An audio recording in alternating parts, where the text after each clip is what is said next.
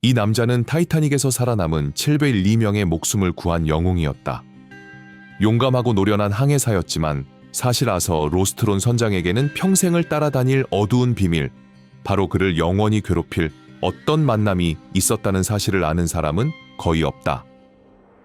1907년 타이타닉 참사보다 5년 앞선 해 로스트론은 폭풍우가 몰아치는 밤에 캠파니아호의 키를 잡고 있었다. 그러던 중 사나운 파도 속에서 무언가가 불쑥 떠오른다. 그것은 거대한 생물체였다. 길이가 15m를 훌쩍 넘고 뱀과 같은 몸통에 마치 영혼을 꿰뚫을 듯한 밝은 눈을 가진 괴물이었다.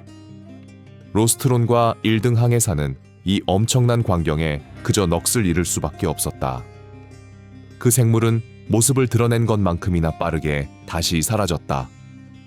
그날의 만남과 그로 인해 생겨난 온갖 의문은 로스트론 선장의 마음속에 지울 수 없는 흉터로 남게 되었다. 수년 후 그는 타이타닉의 생존자들을 구출한 공로로 전 세계적으로 명성을 얻고 영웅이 되었다. 하지만 그날의 생물에 대한 기억은 결코 떠나지 않았고 그렇게 로스트론의 괴물이라는 전설이 탄생하게 된다. 로스트론의 괴물은 정말 심해에 사는 미지의 생명체였을까? 아니면 폭풍우에 겁먹은 한 사내의 상상에 불과했을까? 바다 깊은 곳에 산다고 전해지는 전설적 존재인 바다뱀은 북해를 누비는 선원들의 상상 속에서 두드러진 위치를 차지해왔다. 그 중요성은 보통 어부들의 전설을 뛰어넘어 이 지역의 문화와 심리, 그리고 항해용 해도, 차이투 외에까지 영향을 미쳤다. 한때 바다는 미지와 야생이 공존하는 세계로 실제 위험과 상상 속 위협이 뒤섞인 곳이었다. 괴물 같은 외형과 엄청난 힘을 지닌 바다뱀은 이러한 두려움을 체화한 존재로 여겨져 항해자들의 마음에 공포와 동시에 경외심을 불어넣었다. 이들은 배를 파괴하고 선원을 바닷속으로 끌어내리며 심지어 폭풍이나 난파를 일으킨다고 믿어지기도 했다. 이런 믿음은 자연의 엄청난 위력 앞에서 경계심과 겸손함을 갖추도록 이끌었고, 특히 험난한 북해를 항해할 때에는 스스로를 제어하고 바다를 존중해야 한다는 점을 다시 한번 되새기게 했다. 바다뱀은 배가 사라지거나 희귀한 해양 생물이 목격되거나 기묘한 자연 현상이 벌어지는 등 도무지 설명하기 어려운 사건들에 대해 얼핏 터무니없어 보이면서도 일종의 합리적 설명을 제공했다.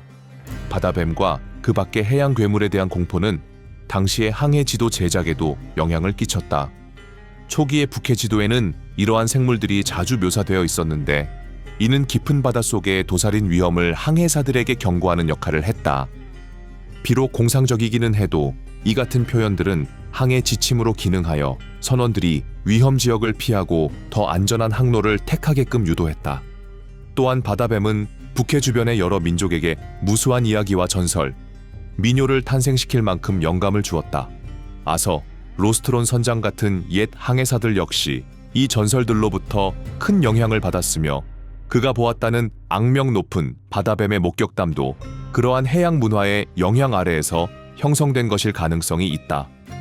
오늘날 과학과 기술이 발전한 시대에도 이런 신화적 생물들은 여전히 우리를 매료시키고 혼란스럽게 하며 과거로부터 전해 내려오는 전설과 인간이 바다와 맺어온 오랜 유대감을 계속해서 되살리고 있다.